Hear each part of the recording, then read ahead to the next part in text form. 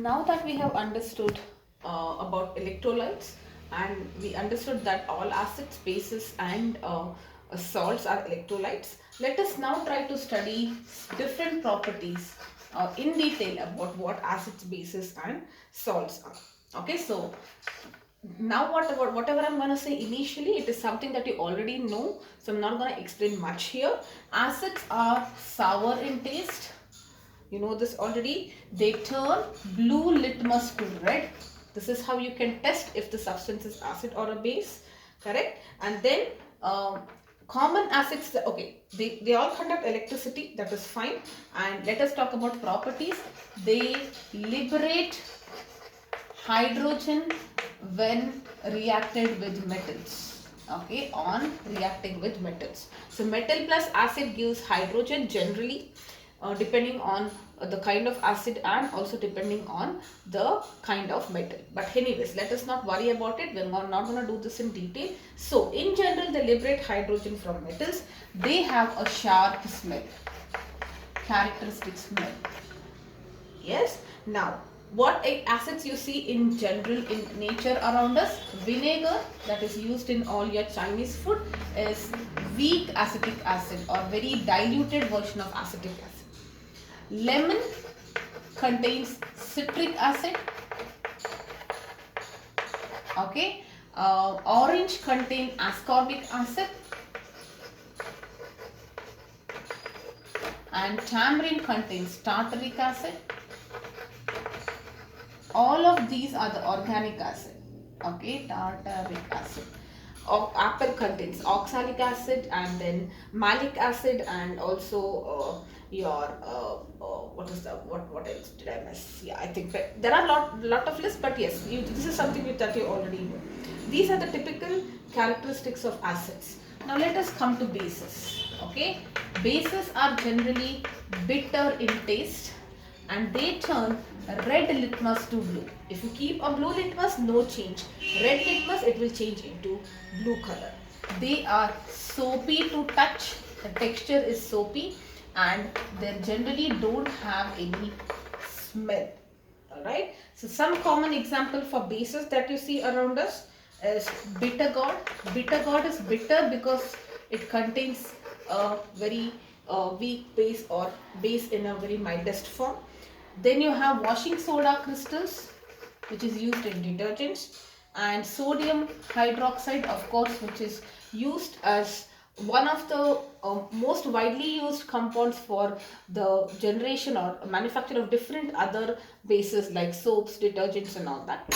Okay, then apart from that also you have magnesium hydroxide, which is nothing but gelusil, what you take to manage acidity.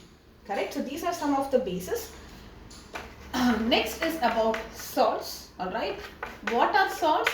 They are formed by neutralization. So when an acid and a base reacts together, it gives you salt. So that is basically acids.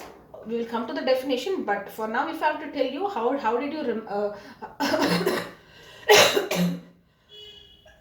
how did you study acids, like what substances can be classified as acids? They generally have a lot of H plus ions in aqueous solution. So more the number of ions, more acidic it is. So that H plus ions and bases, they give a lot of OH minus ions. So this both react and there is no longer acidic nature because H plus ions are now not available. There are no more OH ions because now it is not there because they both have reacted. And now the acidic nature, basic nature is gone. The substance formed is neutral.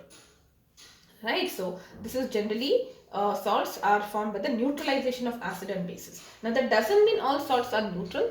Of course, depending on whether it was formed from a strong acid or a strong base, all combinations, you might get a salt which is neutral, acidic or basic. Okay, you have studied this already. I'm just reminding you this.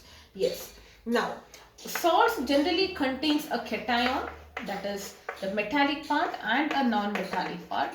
Like for example, you have a sodium cation, chloride cation.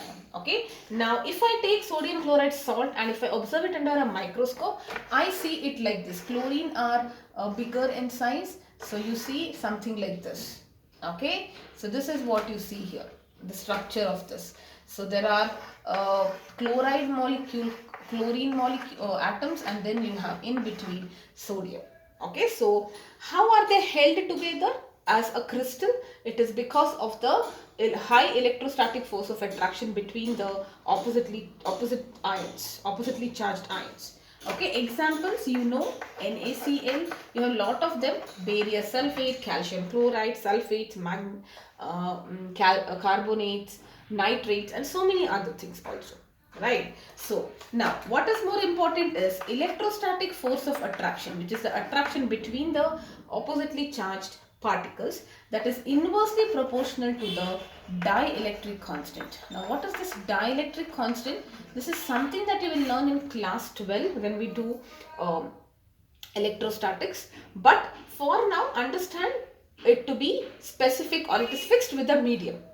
Okay, it is something to do with how much of charges are allowed in free space and all that. In terms of permittivity we define, but don't worry about that now. What you need to understand is, if you have a medium of a high dielectric constant, it will have lesser force of attraction.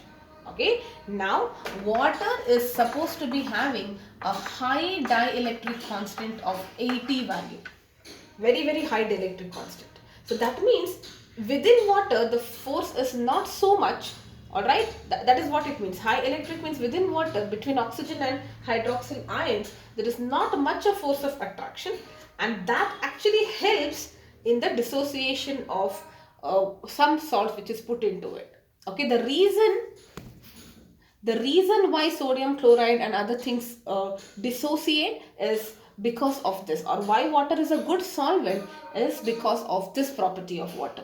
Okay, so water has got a very high dielectric constant. That's the reason all these ionic salts, if you put it, they break it, because the force of attraction in water is lesser. Okay, and also what happens if these cations are strong? Now we have already studied strong electrolytes. Complete dissociation, in this case both are strong cations. What they do is, when they put it in water, water separates them out because of its high dielectric constant, and this sodium here and chloride, they are now isolated from their compound, and what happens, they get hydrated. What happens, they are covered by water molecules, but there is a technique in which they get covered. Because sodium is positively charged, all oxygens come closer, and then you have hydrogens like this, okay, which is in the periphery, because sodium is positively charged. So all the water comes, the hydrogen end of the water is oriented towards the sodium, and the oxygen end, the hydrogen will be on the periphery. So this complex is what we call as a cation complex. Similarly, if you talk about chloride ions, so you have chloride ions like this, they are separated when you put them in water.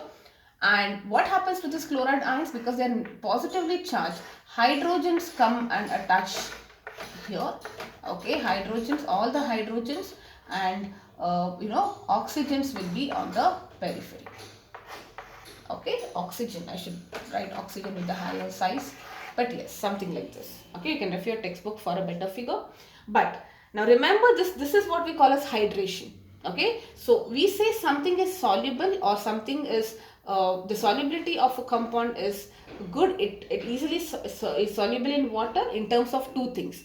If the solvent is having a good dielectric constant, then that solvent becomes a universal solvent like water, and it helps in the dissociation of ions. And also, if it is a strong electrolyte, then what happens, both are strong, stronger ions will undergo hydration. What is hydration? Addition of water, but there is a technique. Depending on the polarity, the oppositely charged ionic part of oppositely charged ionic end or polar end will get attached to the molecules, and this forms a stable what is that, ionic complex. In general we can say ionic complex. This is cationic, this is anionic complex. Okay, so this is about the basics of what an acid, base and salts are.